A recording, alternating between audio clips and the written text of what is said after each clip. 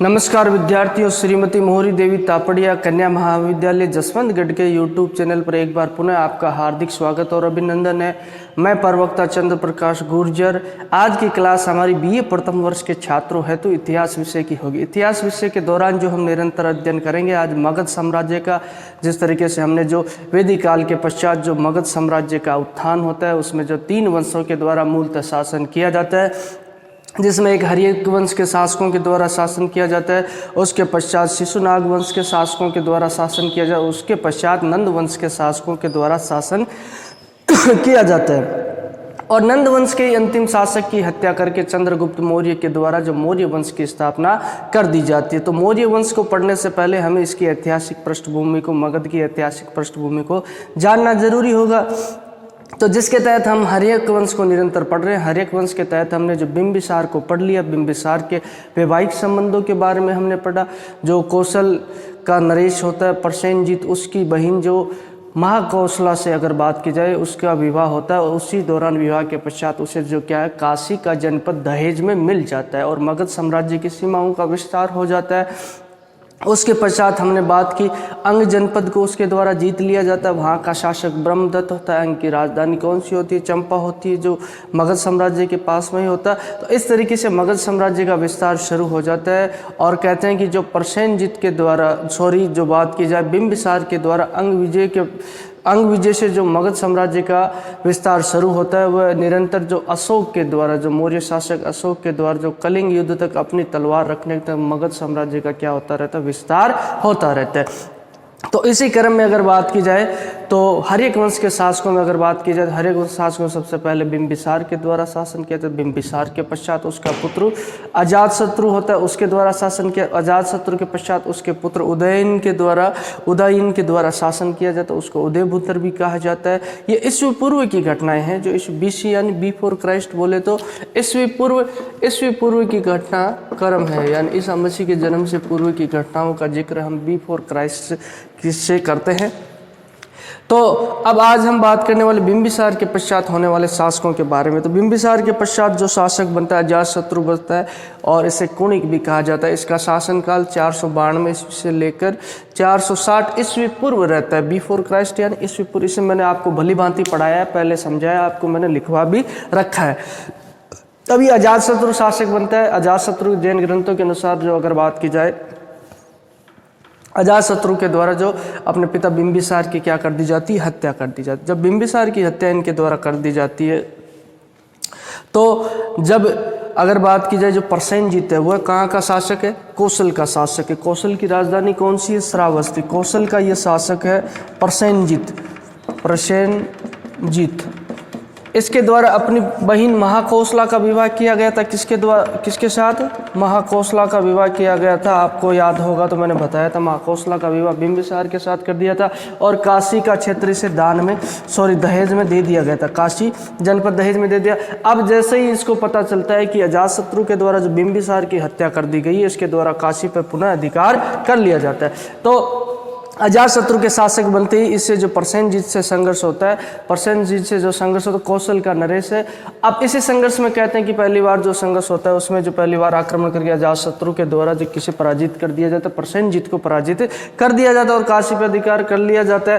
कहते हैं कि दूसरी बार जो ये आक्रमण किया जाता है, तो इस प्रसेनजीत के द्वारा जो अजातशत्रु को पराजित कर दिया जाता है और अजातशत्रु को क्या कर लिया जाता है, बंदी बना लिया जाता है। लेकिन दोनों के मध्य जो समझौता हो जाता है, उस समझौते के तहत जो इस प्रसेनजीत द्वारा जो अपनी पुत्री होती है वाजिरा का विवाह पुनः किसके साथ कर दिया जाता है? अजातशत्रु के साथ वाजिरा का विवाह कर दिया जाता है और काशी का जनपद पुनः दहेज में दे दिया जाता है। तो शुरुआती दौर में जब सिंहासन पर बैठता है अजातशत्रु, तो इसी समय जो इसका पहला संघर्ष यही प्रसेनजीत से ही होता है, जो कौशल जनपद का शासक होता है, यानी कि राजा होता है। और इसके द्वारा जो अपनी पुत्री वाजिरा का विवाह करके पुनः इनके बीच में क्या हो जाता है? समझौता। अब दूसरा संघर्ष इसका होता है वज्जी संघ के साथ। वज्जी संघ का जो शासक था कौन था? चेटक। जो मैंने कल पढ़ाया आपको, चेटक यहाँ का राजा था और इसने अपनी पुत्री, आपको पता होगा मैंने जो चेलना का नाम बताया था आपको, चेलना छलना भी जिसे कहा जाता है, इसका विवाह किसके साथ कर दिया था? बिंबिसार के साथ किया गया था। बिंबिसार के जो वैवाहिक संबंधों के बारे में बताया। तो अब इसी दौरान क्या होता है, इस चेलना के 2 पुत्र होते हैं, ठीक है। जो चेटक उनका क्या लगता है, नाना लगता है अगर बात की जाए। तो उसी दौरान हल और बेहल दो पुत्र होते, इनके द्वारा जो यहाँ जो इसके चेटक जो राजा होता है इसके यहाँ शरण ली जाती है। इससे भी ये जो नाखुश होता है हल और बेहल के द्वारा। जो अगर बात की जाए इसमें जो पहले संघर्ष के कारणों की अगर बात की जाए तो इन दोनों के मध्य, वज्जी के मध्य और जो मगध के मध्य संघर्ष होता है। एक तो गंगा किनारे क्या निकल जाती है, रत्नों की खान निकल जाती है। उस पर अधिकार को लेकर जो किसमें अजातशत्रु और वज्जी किस्म के शासक चेटक में क्या होता है, जो संघर्ष होता है। उसके अलावा जो हल और बेहल है, ये जो किसके पुत्र है आपको मैंने बताया था, ये जो किसके हैं, जो चेलना के पुत्र हैं। और इन्हीं के द्वारा जो कहा जाता है कि जो ये एक तो सोमगिर जो हाथी है, हाथी को लेकर और 18 लड़ियों का जो हार है, शैनाग हाथी होता है। एक तो शैनाग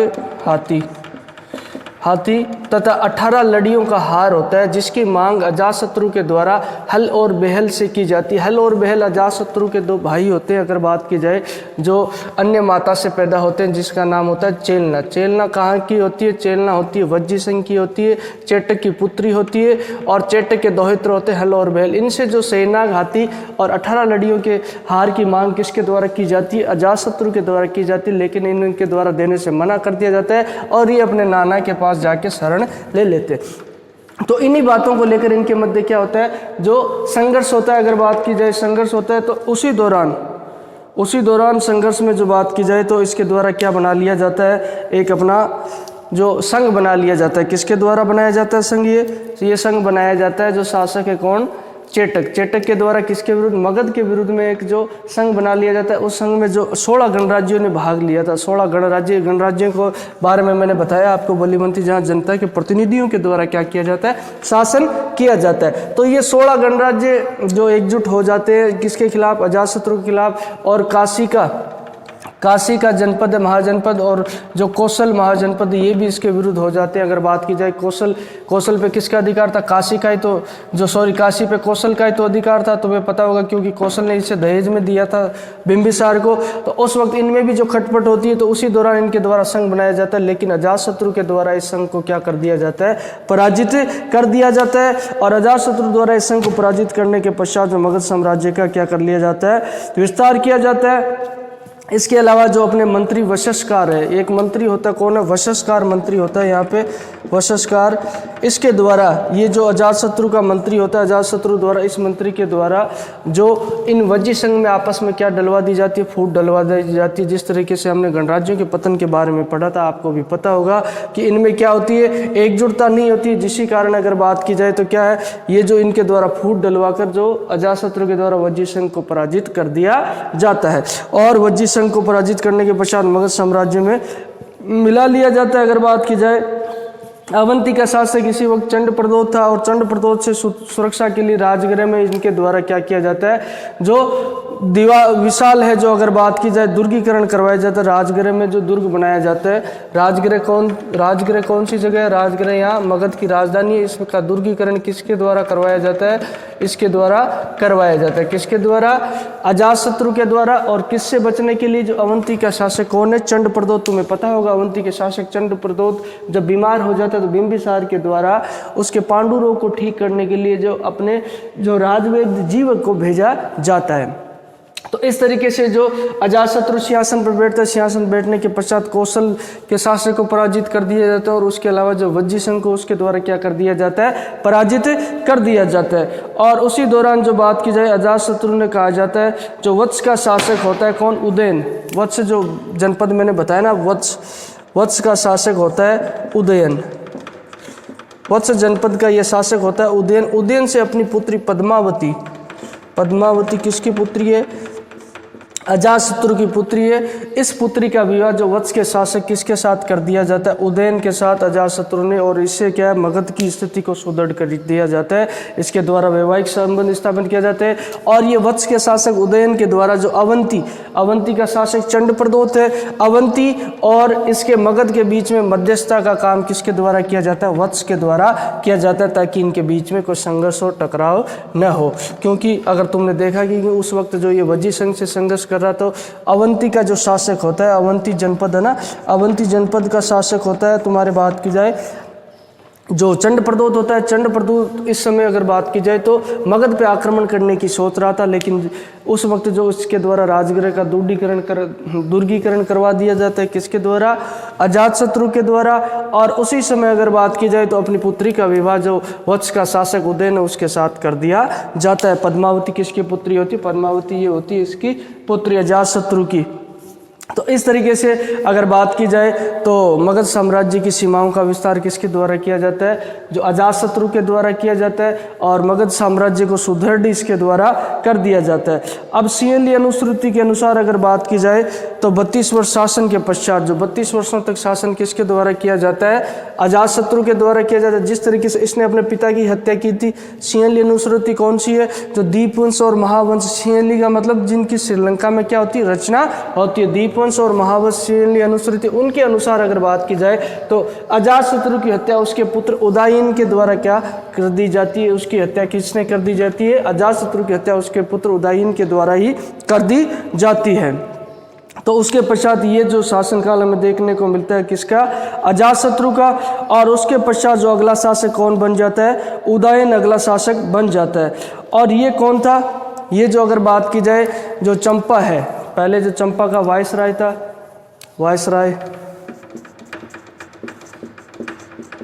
वायसराय कह दो चाहे राज्यपाल कर दो, जो प्रांत का मुख्य होता है, सूबा का मुखिया, तो ये चंपा का वायसराय था। अजातशत्रु भी शासक बनने से पहले यहीं का जो वायसराय था, कहाँ का वायसराय था?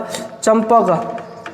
चंपा किसकी राजधानी थी? अंग की, क्योंकि अंग इसने जीत लिया था, बिंबिसार ने जीत लिया था। लेकिन स्पष्ट रूप से जो अंग पे अधिकार अजातशत्रु के समय ही हो पाता है। तो यहाँ का वायसराय कौन था? उदयन। उदयन के द्वारा अपने पिता की क्या कर दी जाती है? हत्या कर दी जाती है। उदयन के समय जो महत्वपूर्ण घटना हमें देखने को मिलती है, अगर उसका जिक्र की जाए तो इसके द्वारा राजगृह, ये जो राजधानी होती है, इसको परिवर्तित करके और पाटलिपुत्र को क्या बना लिया जाता है? राजधानी बना लिया जाता है। किसके द्वारा बना लिया जाता है? उदयन के समय की ये मुख्य घटना रहती है। इसके द्वारा जो राजधानी परिवर्तित कर ली जाती है, और ये जो गंगा और सोन नदियों के संगम पर पाटलिपुत्र की स्थापना इसके द्वारा कर दी जाती है। किसके द्वारा? उदयन के द्वारा। उदयन की हत्या की अगर बात की जाए, जो अवंती का नरेश होता है पालक, अवंती का नरेश होता है एक पालक। पहले तो चंड प्रदोत था, चंड के प्रदोत के पश्चात अगर बात की जाए तो पालक होता है।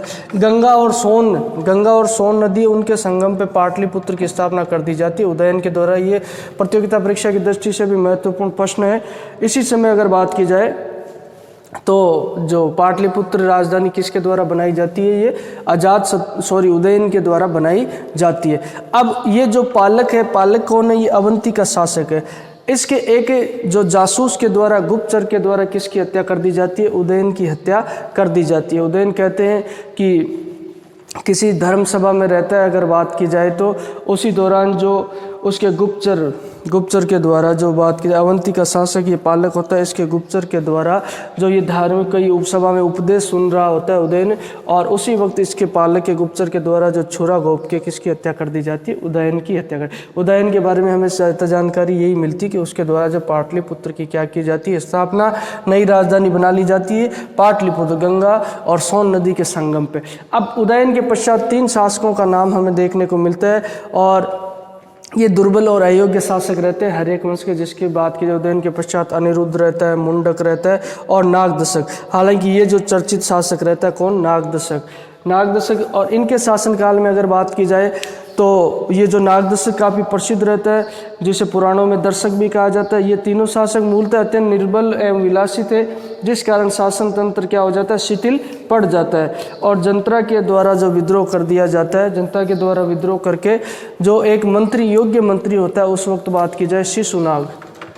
कौन सा? शिशुनाग। पहले ये 2 शासक होते हैं, अनिरुद्ध मुंडक होते हैं, और उसके पश्चात ये नागदशक होता है, जिसे पुराणों में दर्शक भी कहा गया है। ये निर्बल शासक होते हैं मूलतः, हालांकि ये चर्चित शासक है, इसका जिक्र हमें देखने को मिलता है।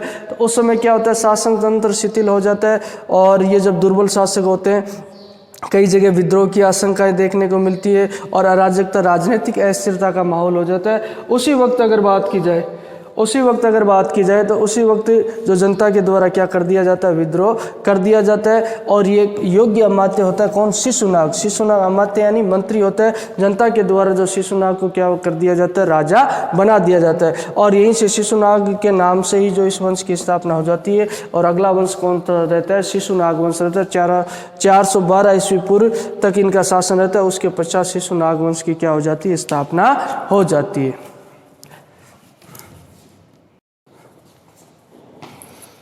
तो विद्यार्थियों, आज की क्लास में हमने जो हर्यक वंश के शासकों के बारे में अध्ययन किया। हर्यक वंश के शासक कौन कौन से होते हैं, एक तो बिंबिसार होता है। बिंबिसार के पश्चात जो अजातशत्रु होता है। अजातशत्रु के पश्चात उदयन होता है। उदयन के पश्चात अगर बात की जाए अनिरुद्ध, मुंडक और नागदशक। हालांकि एक महत्वपूर्ण बात बताना भूल गया मैं आपको। अजातशत्रु के समय आपको पता होगा कि हमने जो बौद्ध संगतियों के बारे में पढ़ा था। जब प्रथम बौद्ध संगति 483 ईस्वी पूर्व होती है। कब, 483 ईस्वी पूर्व, BC होती है। ये प्रथम बौद्ध संगति होती है और राजगृह में ही होती है, जो क्योंकि पहले तो राजधानी कौन सी रहती है, राजगृह रहती है।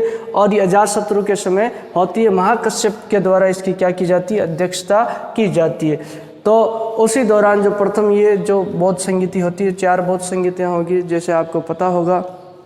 4 बौद्ध संगतियों की बात की जाए तो पहली तो इसी के समय होती है, किसके समय, अजातशत्रु के समय। दूसरी किसके समय होती है, शिशुनाग के समय होती है। सॉरी, शिशुनाग के समय नहीं होती, दूसरी होती है। अगर बात की जाए तो कालाशोक होता है जिसे काकोण भी कहा जाता है, उसके समय होती है। तीसरी अशोक के समय होती है। और चौथी होती है किसके, कनिष्क के समय। तो पहली जो अजातशत्रु शासक होता है इसके समय प्रथम बौद्ध संगति होती है।